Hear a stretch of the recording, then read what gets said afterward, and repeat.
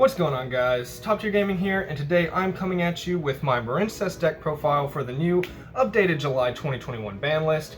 And yeah, I took Marincess to an event today. It was like a box tournament. It's just our usual Sunday tournament, and I got top 3. It had been a while since I played the deck, but I wanted to have some fun because I really enjoy this deck. It can be very fun to play and put up some pretty impressive stuff. And yeah, I was able to take top 3 and had a good time. So just wanted to profile Marincess for the new format. And yeah, so I want to talk about the deck and what I think about it and how it compares and stacks up to the format as it did last format.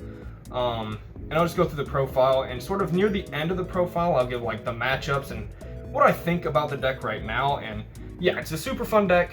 Can put up really powerful boards with the crazy towers, and sometimes can just steal games. So before we get into the profile, if you do like Marincess, feel free to subscribe and maybe thumbs up the video. We do have a bunch of Marincess content on the channel, like old deck profiles, and we have some combo videos on the channel as well that I'll link down below. And yeah, we do have a Discord where you can communicate with other members of the community and have a good time. The Discord's been doing pretty well lately, so if you want to check that out, the link is down below. We have a Twitter as well where we post memes and keep you guys up to date. So yeah, let's get into this Marincess deck profile. Starting the deck profile, we have 3 Marincess Blue Tang. She is your main starter. You have a bunch of 1-card starters in this deck. This deck plays very similar to Salamangreat, but sort of ends on something very different. They have a lot of the same effects as well. So this Blue Tang is sort of like a Gazelle and Foxy in 1 card.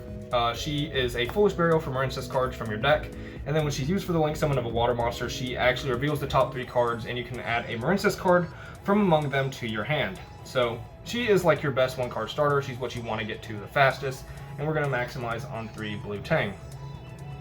Next up, we have 3 Pascalis. So she's one of your best extenders, and she lets you play past your normal summon a little bit. So you can summon her, and then she's a Marauding Captain from hand, so you can special a Marincess monster from your hand. This helps you go into like either Bahamut Shark plays, depending on what extenders you draw, and can just get you another extender, because you need like an extender plus a 1-card starter to get to your full board. So like this plus Blue Tang is really good, and we just maximize her at 3 for her Marincess name. And yeah, she is a very good card. But she's one of the only ones that doesn't do anything on its own, so you do have to be kind of wary about that. And then 3 Seahorse. She is also a 1-card starter, kind of the same way Blue Tang is, but Blue Tang can net you a plus. Because if you open this, you're still going to be able to get somewhere.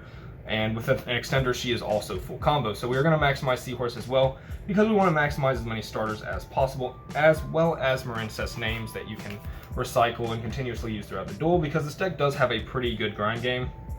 And then 2 Marincess Mandarin. So only 2 Mandarin. She, like Pascalis, doesn't do much on her own, but with certain extenders, this card can actually play the game by itself. Like 1-for-1, for instance, this card, you 1-for-1 this card out, and that's full combo to your towers.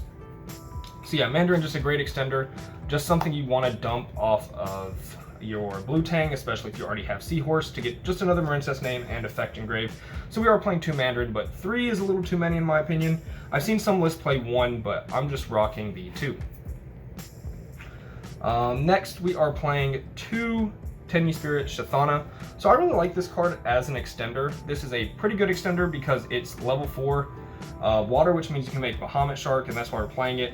But we played over Silent Angler because sometimes you want to play around Bahamut, or like you want to play around Nibiru, so you want to make Bahamut Shark before 5. So you can use this and like Pascalis to make Bahamut Shark and then go into your plays off of your like Blue Tang. However, if it's Silent Angler, if you want to run that, it stops you from summoning like Seahorse and stuff in your hand, so you can't really use it to play around Nibiru that good, and that's why I choose to play Shathana instead. Just a great extender, and you just gonna play 2. You don't want to draw too many. It conflicts with a couple cards in the deck and itself, so you do have to be quite wary about that. 3 Swap Frog and 1 Ronin Totem.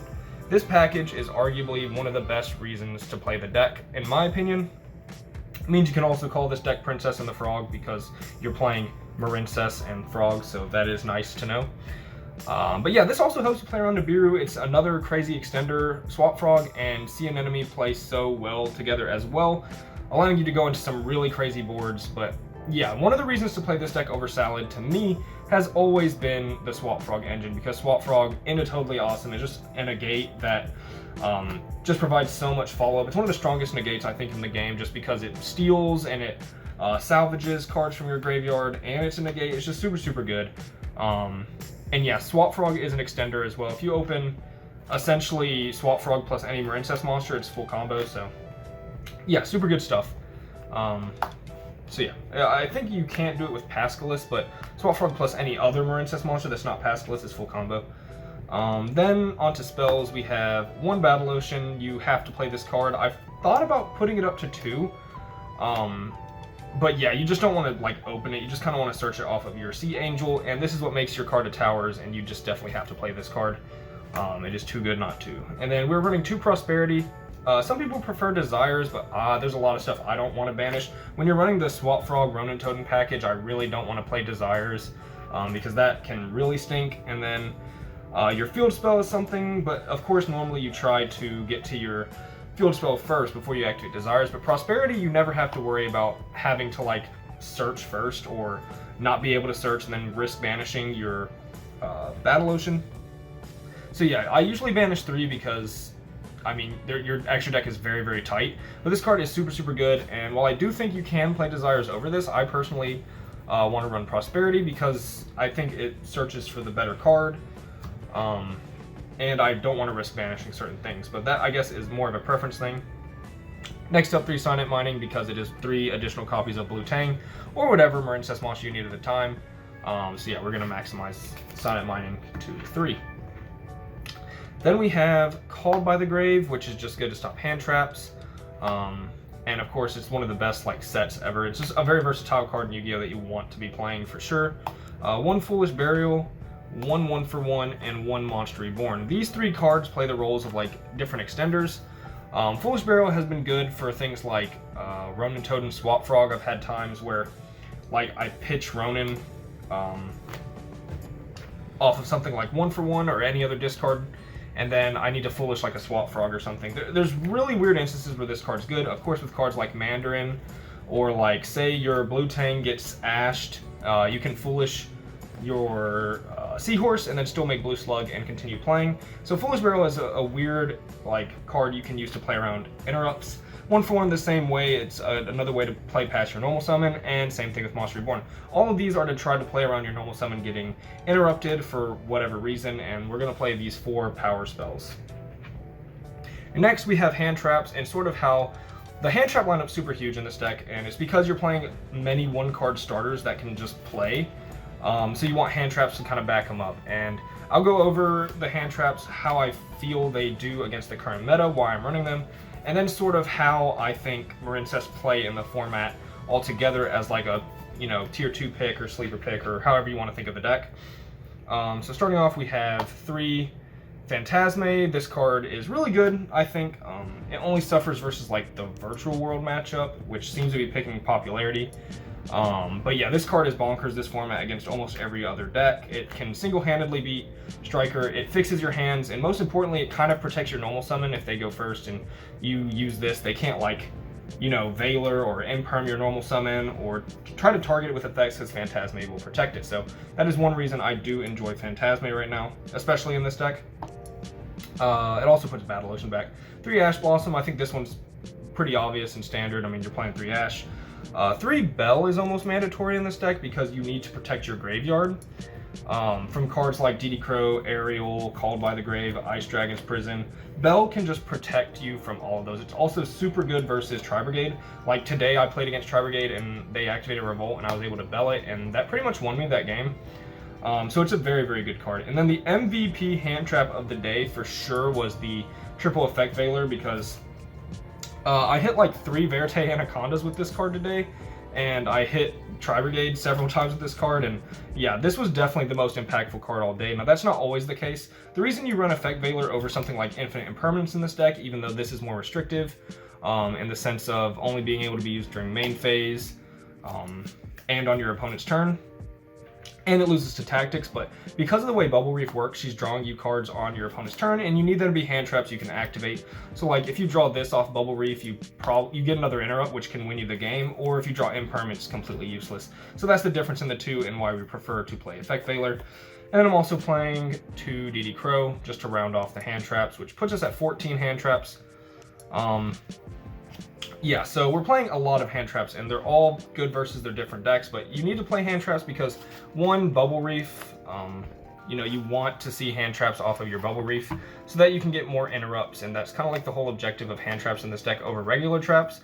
But as well as going second, this deck is very weak on its normal summon, so if you can stop your opponent from kind of playing the game and making their board, then you should be able to make your plays without getting interrupted too hard. So I guess to talk about the deck in this format, I think this format is actually a little worse for this deck than last format. Just like cards, or the way the decks are like working is things out battle Ocean in this meta way more than they did last meta, it feels like. There's just so many cards that hit it, and like Sky Striker are kind of back, and you're definitely going to see them at your locals or at smaller events you may be going to, and they just out this card completely. It's almost not a card, and there's so many cards that out battle Ocean that it's really hard to protect your towers. So this deck really, today especially, became more of like access code for game and like totally awesome control. Like if you set up this card and totally awesome, you can sometimes protect it, which is the whole objective. And one of the best things about the Frog package is protecting this card. But this deck does just really suffer from interrupts on its normal summon, which is very, very tough. I mean, like a lot of decks do, like Salamangreat also, like sometimes when I was playing Trap Tricks, I was able to like Floodgate, Trap Hole, a Salad, normal summon, and you just win the game. And this deck is kind of the same way. It loses on normal summon, which is kind of frustrating, but at the end of the day, I did go X1 getting top 3, so the deck can still work and it can be very successful.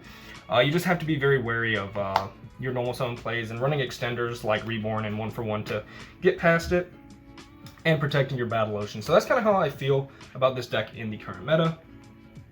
On to the extra deck. I am running 2 Blue Slug. I've seen some lists play 3. I personally don't have the space, and I'm playing Prosperity and I still don't have the space. You just need this card to do your full combo because it adds back Seahorse. And I played 1 Sea Angel. Only 1 again because space, but Sea Angel searches your field spell.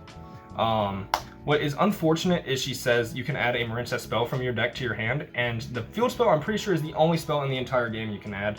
So I really think Marincess with 1 or 2 more cards could be an absolutely crazy deck, and I feel like if Konami just gives them a couple more cards and maybe a different set, this deck could be a powerhouse one day in the future. But like a spell that you can add off this that can maybe get you to your field spell as well, but also can banish itself in grave to like protect your field spell, like that would be insane. And then like 1 more monster or extra deck monster. I feel like this deck is 1 or 2 cards away from being absolutely crazy, and I think one of them is a spell just because Sea Angel. And then the Crystal Heart that you have to play to make your monster unaffected, so we are kind of forced to play this.